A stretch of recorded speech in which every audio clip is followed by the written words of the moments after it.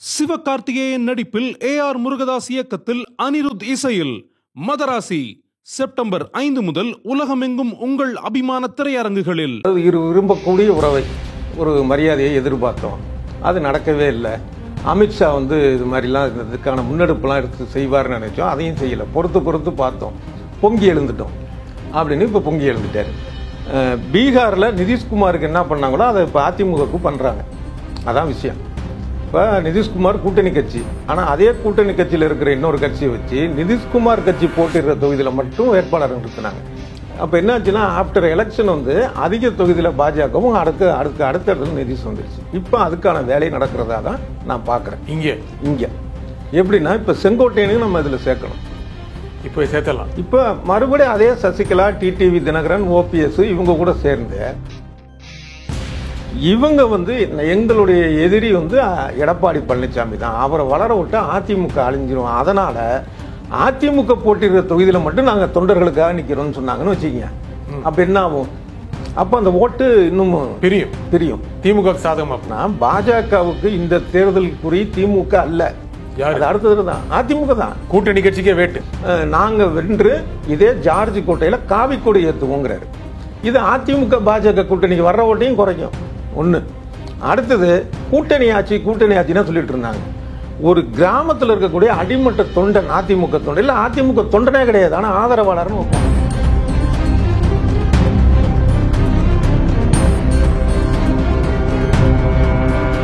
வணக்கம் ஆகாயம் மெம்பர்களே.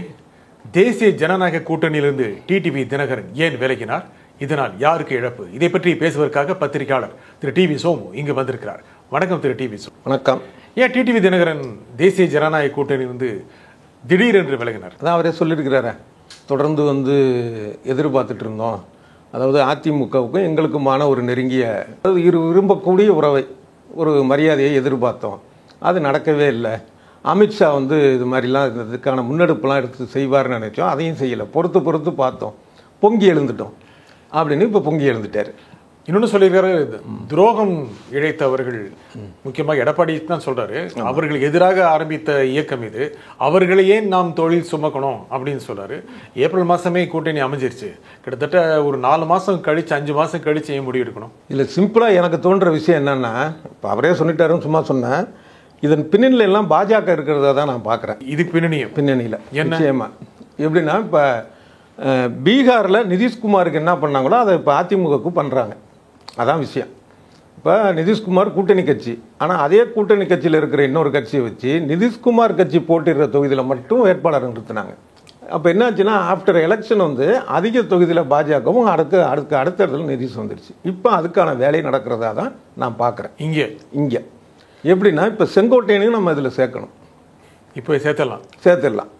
இதே செங்கோட்டையனுக்கும் சசிகலாவுக்குமான ஒரு மனப்பிளவு, ஒரு எப்படி சொல்கிறது, ஒரு வேறுபாடு இருந்தது உண்டு. ஏன்னா இவர் தான் செங்கோட்டையன் தானே சிஎம் ஆகிறதுக்கான விஷயமா இருந்தது. அப்போ சசிகலா தான் சொல்லி ஓபிஎஸ் வந்தாங்கிற மாதிரியான ஒரு சூழல் இருந்தது.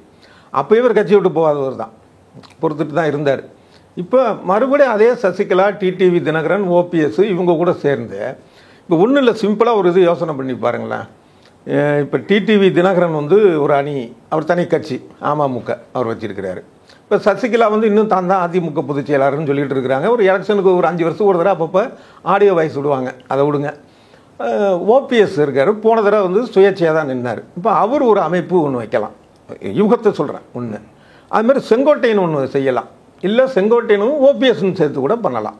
பண்ணிவிட்டு இவங்க எங்களுடைய எதிரி எடப்பாடி பழனிசாமி தான், அவரை வளர விட்டு அதிமுக அழிஞ்சிரும், அதனால அதிமுக போட்டிடுற தொகுதியில் மட்டும் நாங்கள் தொண்டர்களுக்காக நிற்கிறோம்னு சொன்னாங்கன்னு வச்சுக்கோங்க.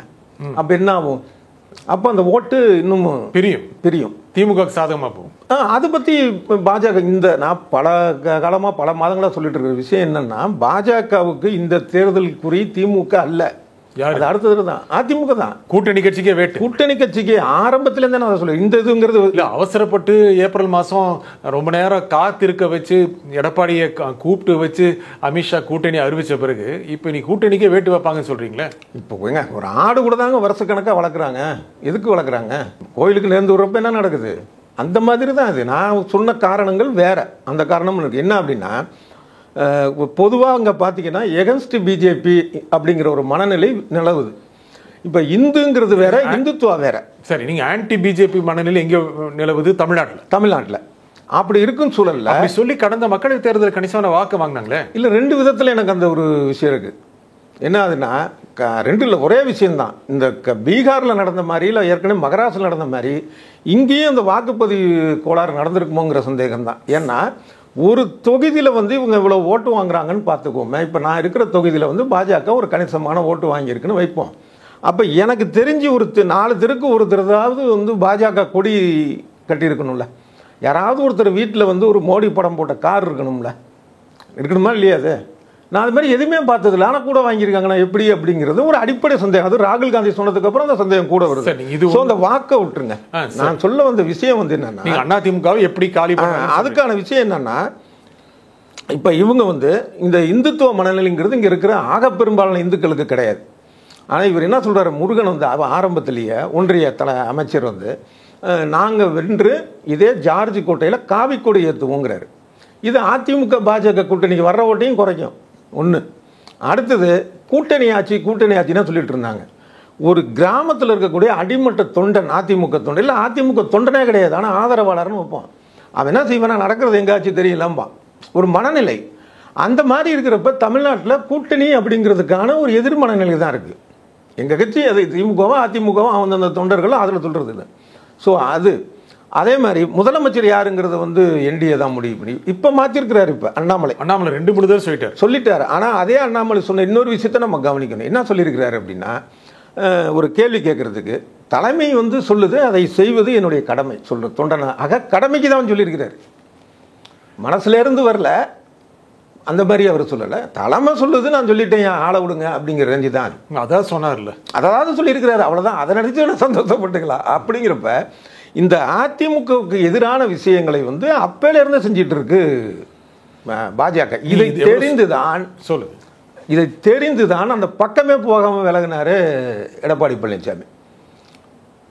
இதுவும் ஒரு முக்கிய காரணம். ஆனா 2 பேரும் பலமான அணி அப்படிங்கிறாரு. கூட்டம் சேர்ந்ததுக்கு அப்புறம் வெளியில் அப்படித்தானே சொல்லி ஆகணும், தவிர நிர்பந்தப்படுத்தி இங்கே இழுத்துட்டு வந்துட்டாங்க. அந்த கூட்டணி எப்பவுமே இவர் பேசலையா, அமித்ஷா தானே பேசினார் கூட்டணி. அது ஆரம்பத்தில் இருந்தால் நம்ம பல விஷயங்கள் பார்த்தீங்கன்னா வலுக்கட்டாயம். இவருங்க போய் பார்த்ததே எப்படி பார்த்தாரு, டெல்லிக்கு திடீர்னு ஒரு மர்ம பையனா அங்கேருந்து 4 கார் மாறி போய் பார்த்து இது பண்ணி தான் அறிவிப்புனது. இப்படி தொடர்ந்து பார்த்தீங்கன்னால பாஜக வலுக்கட்டாயமாக தன்னுடன் இணைத்து, அதாவது அரவணைத்து கழுத்து நெரிக்கிற வேலையை தான் பாஜக செய்யுது. இல்லை, நீங்க சொன்னீங்க இதே மாதிரி ஒருத்தரை கட் பண்ணி விட்டுறாங்க அப்படின்னு. அது எப்படி சாத்தியம்?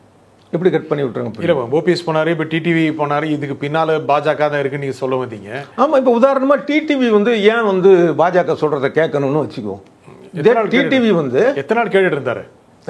அது மட்டும் அல்ல, இதை தாண்டி என்ன ஒரு விஷயம்னா, இவரை வந்து அந்த தேர்தல் சின்ன வழக்கில் சிறையில் போட்டதும் இதே இதுதான், 2017. ஆமாம். அதுக்கப்புறமும் நடுவில் கொஞ்சம் ஒரு முரண்டு பிடிச்சாரு, மறுபடியும் சேர்ந்துட்டார். என்னன்னா, இவர் மீதான இந்த லண்டன் ஹோட்டல் வழக்கு இன்னைக்கும் கரண்ட்டில் தான் இருக்குது. இப்படி ஒவ்வொருத்தருக்கும் ஒரு நிர்பந்தம் இருக்கிறப்ப அதை வந்து பாஜக பயன்படுத்திக்குது. இதை பாஜக இதை செய்யுமா இல்லையா, இந்த விஷயத்தில் வேணால் நம்ம யூகம்னு சொல்லாமல் தவிர ஏற்கனவே அப்படி தானே பண்ணியிருக்குது. இது யாருடைய நிறுவனங்கள்லாம் இந்த அரசு போய் ரெய்டு நடத்துதோ அதுக்கப்புறம் அவன் வந்து தேர்தல் பத்திரத்தில் பணம் கொடுத்துருக்கான். ஆக இந்த மிரட்டல் அப்படிங்கிற ஒரு விஷயத்தை பாஜக செய்யுதுங்கிறது வந்து இது ஒன்றும் மூடி மறைக்கப்பட்ட ரகசியம் அல்ல. அதே மாதிரி தான் இங்கே வந்து இவங்களுக்கான ஏதோ நிர்பந்தங்கள் ஒவ்வொருத்தருக்கும், அதை எடப்பாடி பழனிசாமியாக இருக்கட்டும், டிடிவி தினகரனாக இருக்கட்டும், பன்னீர்செல்வமாக இருக்கட்டும், செங்கோட்டையனாக இருக்கும். அப்போ இவங்க வெவ்வேறு இடங்களில் இருந்தாலும் பாஜக ஆட்டு விற்கிறது அப்படிங்கிறதுக்கு யூகம் பண்ணுறதுக்கான நியாயமான காரணங்கள் இருக்குது. இல்லை இன்னொரு பக்கம் விஜயவும் பாஜக ஆட்டு விற்கிறது என்று யூகிக்கவும் காரணம் இருக்கிறது. அப்போ இது எல்லாத்தையும் சேர்த்து கனெக்ட் இது பண்ணி பாருங்கள், தொடர்புபடுத்தி பாருங்கள். இது எல்லாமே பிஜேபியோடைய ஒரு அஜெண்டாவாக தான் தோணுது. அதிமுகவை காலி செய்யணும் நிச்சயமா. இப்போ அதாவது 2026 எலெக்ஷனில் அப்படி ஆயிடுச்சுன்னா 31 திமுக வெர்சஸ் பாஜகன்னு வந்துருது இல்லை? அது எப்படி வரும்? ஆமாம், நீங்கள் தான் சொல்கிறீங்க பாஜகவுக்கு இங்கே பெரிய செல்வாக்கு இல்லை அப்படின்னு. அதான் 2 இது இருக்குல்ல, இந்த வாக்கு பெட்டி ஒன்று, அப்பாற்பட்டது. நீங்கள் அரசியல் மட்டும் இல்லை, அரசியல் பேசுவோம். இப்போ அரசியல் மட்டும் பேசுகிறோன்னா இப்போ வந்து கணிசமான தொகுதியை வந்து அதிமுக கூட்டணியில் நிச்சயமாக பாஜக வாங்கிடும். எப்படி சொல்றீங்க அதை? ஏன்னா ஏற்கனவே வந்து இதுக்கு திமுக உதாரணமா சொல்லலாம். தொகுதிகளை வாங்கிருங்கிறீங்க. தொகுதி ஆமா, கூட்டணியில் தொகுதிகளை இடப்பகிர்வுல வாங்கிறோம். அப்படி வாங்கும்போது அதிமுக போட்டியிடுற தொகுதியில மட்டும் இந்த டிடிவி அண்ட் கோ வந்து ஆட்களை நிறுத்தி அவங்களுக்கான ஒரு தோல்விக்கான வாய்ப்பை அதிகரிச்சுட்டு இந்த பக்கம் பிஜேபி பக்கம் அவங்க நிக்கலன்னு வைங்களேன். அப்போ வந்து எலெக்ஷனுக்கு அப்புறம் அந்த ரெண்டு கட்சியில, அதாவது திமுக கூட்டணி வென்று திமுக ஆட்சி அமைக்கிறது ஒரு பக்கம் சொல்றேன் ஒரு பேச்சுக்கு, இந்த பக்கம் பாத்தீங்கன்னா எதிர்கட்சி வரிசையில் பார்த்தா அதிமுகவை விட பாஜக அதிக சீட்டு வென்றுடுச்சுன்னா அப்போ வந்து களம் எப்படி போகும்? திமுக வர்சஸ் அடுத்தது அவங்களோட எண்ணம் அதுதானே, எதிர்கட்சிகளை உடைக்கணும். கூட்டணி கட்சிகளே உடைக்கணுங்கிறனால நீ ஏன் எதிர்கட்சிக்கு போறீங்க? எதிர்கட்சிங்கிறது அடுத்தது போவோம். சரி, கூட்டணி கட்சிகளே உடைக்கணும். அதுதான் அரவணைத்து நெரிப்பது தான் முதல் விஷயம். இதை முடிப்போம், அதுக்கப்புறமே எதிர்கட்சிக்கு போவோம். சரி, நீங்க எவ்வளவு ஆழமா சொல்றீங்க. இந்த மாதிரி பொது வழியில நிறைய பேச்சு நிலவுது. இப்படி இருக்கும்போது இன்னும் பாஜகவை நம்பி எடப்பாடி பயணம் போவாரா? நம்பி அப்படிங்கிறது இல்லைங்க, நிர்பந்தம்னு இருக்குல்ல, அவருக்கான நிர்பந்தம் அப்படிதான் நம்ம யூகிக்க வேண்டியதா இருக்கு. அது என்ன அப்படிங்கிறது வந்து சிதம்பர ரகசியம், ஊரறிஞ்ச ரகசியம் தான். சரி, இப்ப அவர் மீதான வந்து வழக்குகள் வரலாம், இல்லை இந்த வந்து வேற ஏதாவது குற்றச்சாட்டுகள் எழலாம் அப்படிங்கிற ஒரு சூழல் இருக்கும்போது அந்த நிர்பந்தத்துக்கான ஒரு விஷயமாக ஒருத்தரும் அப்படித்தானே. இப்போ டிடிவினா அது வெளிப்படையாக தெரியுது, இந்த லண்டன் வழக்கு அந்த மாதிரி இருக்குது. இப்படி ஒவ்வொருத்தருக்குமான விஷயங்கள் இருக்கும்போது அவங்க வந்து அதுக்கான விஷயம் வந்து அதில் இன்னொரு விஷயம் என்னன்னா, உடனே சொல்லுவாங்க ஒன்றிய பாஜகவுக்கு பயப்படும் அதிமுக அணிகள்னு. திமுகவும் அப்படிதான். இப்போ 1980 பழைய விஷயங்கள் பார்த்தீங்க அப்படின்னா இந்திரா காங்கிரஸை விட அது குறைவான தொகுதியில் 2 தொகுதி குறைவாக திமுக போட்டியிடுது. வென்றால் யார் அதிக தொகுதி வென்றாலும் அவங்க முதலமைச்சர். அப்போ தூக்கி தார வார்த்தது யார்? கருணாநிதி தான். ஆனால் தோத்துட்டாங்க, அது தெரியல, மக்கள் மறந்துட்டாங்க. அதே மாதிரி இது அறிவாலயத்தில் 2வது தளத்தில் வந்து அந்த சிபிஐ விசாரணை 2Gக்கு நடக்குது. 3வது தளத்தில் பேச்சுவார்த்தை நடக்குது. நாயன்மார்கள் மாதிரி 63 சீட்டு தரங்கிறார். அந்த 63 சீட்டுக்கு காங்கிரஸுக்கு அந்த தகுதியே கிடையாது. அப்போ எதுக்காக கொடுத்தாங்க? இதுவும் ஊரஞ்ச ரகசியம் தான். அப்போ இந்த மிரட்டல் அப்படிங்கிறது வந்து காங்கிரஸும் பண்ணது தான், பிஜேபின்னு இல்லை. இது வந்து இதை புதுசாக பண்ணிட்டாங்க. நாங்கள் வந்து திமுக அப்படியே சுயமரியாதை கட்சி, நாங்கள் வந்து அப்படியே உலகத்தையே வந்து தமிழருக்காக ஆட்டி படைச்சிடும் அப்படிலாம் ஒன்றும் கிடையாது. நீங்கள் ஒன்றியத்தில் யார் இருந்தாலும் சரி, இதுக்கு இந்த இடத்துல இன்னொரு உதாரணம் ஒன்று சொல்லிடணும். இப்படி தப்பு பண்ணலைன்னா நீங்கள் பயப்பட வேண்டியதில்லை. உதாரணமாக ஒரே இது வந்து நேயர்களை வந்து கவனிக்கிறவங்க தெரிஞ்சுக்கிட்டது, ஜோதி பாசு வந்து முதலமைச்சராக இருக்கிறாரு மேற்கு வங்காளத்தில். அப்போ ஒரு ஆறு டக்கு ஞாபகம். அந்த ஆறு என்னன்னா பங்களாதேஷ்லேருந்து மேற்கு வங்காளத்துக்கு வரக்கூடியது. ரொம்ப நாளாக வந்து அந்த பிரச்சனை இருந்துகிட்டே இருக்கு, இந்த காவிரி கர்நாடகா தமிழ்நாடு பிரச்சனை மாதிரி. அப்போ இவர் என்ன பண்ணுறாரு, ஒன்றிய அரசிட்ட சொல்லி இது ஒன்றும் சரியாக நடக்கலான்ட்டு நேராக டாக்கா போகிறாரு. அங்கே ஷேக் ஹசீனா வாசித்து நினைக்கிறேன் அப்போ பிரதமர்கிட்ட பேசுகிறாரு. இவங்க திட்டம் ஒன்று வகுக்கிறாங்க, இது ஓகே. அவங்க சொல்கிறாங்க சரிங்க நான் கையெழுத்து போடுறேன்ட்டு. இப்போ இவர் சொல்கிறாரு இல்லைங்க, நான் ஒரு மாநில முதலமைச்சர், நான் கையெழுத்து போட முடியும், நீங்கள் டெல்லி வாங்க. எல்லோரும் டெல்லி வர்றாங்க. அப்போ தேவகவுடா போனால் நாங்கள் பேசி முடிச்சோன்னா கையெழுத்து போடுங்கிறாரு, போடுறாரு. இது ஒரு நேர்மையான ஒரு அரசியல்வாதியால் செய்ய முடியும். என் மாநிலம் இதுக்கான ஒரு தீர்வுன்னு வெளிநாட்டு விஷயத்தை கூட செய்ய முடியும். உங்ககிட்ட வந்து மடியில் கனம் இருந்துச்சுன்னா நீங்கள் ஒன்றிய அரசில் யார் இருந்தாலும் பயந்தான் ஆகணும். அப்போ இது ஒன்றும் தமிழ்நாட்டுக்கு புதுசு இல்லை, 1980 நடந்தது தான். சார், காங்கிரஸ் டிடிவி பற்றி கேட்டதுனால டிடிவி அரசியல் ரீதியாக வெளியே வந்துட்டாரு. அவர் என்ன பண்ணுவார்? அவர் எடப்பாடியை எதிர்த்து தான் வெளியே வந்திருக்கிறாரு. பாஜக அதை சரி பண்ணலை அப்படிங்கிறதையும் சொல்கிறாரு. ஒன்றும் திருந்தவும் இல்லை திருத்தவும் இல்லை அப்படிங்கிறாரு. டிடிவி என்ன பண்ணுவார்? டிசம்பர் மாதம் வரைக்கும் வெயிட் பண்ணணுமா, இல்லை இப்போவே விஜய் கூட போக வாய்ப்பு இருக்கா, இல்லை நீங்கள் சொன்ன மாதிரி ஓபிஎஸ் செங்கோட்டையன் இந்த அணி அமைச்சு எடப்பாடிக்கு எதிராக போட்டிடுவார்? இல்லை, நிச்சயமாக இதில் வந்து விஜய் பக்கம் வந்து அவர் போவாரா அப்படிங்கிறது வந்து 2வது சாய்ஸாக தான் நான் பார்க்குறேன்.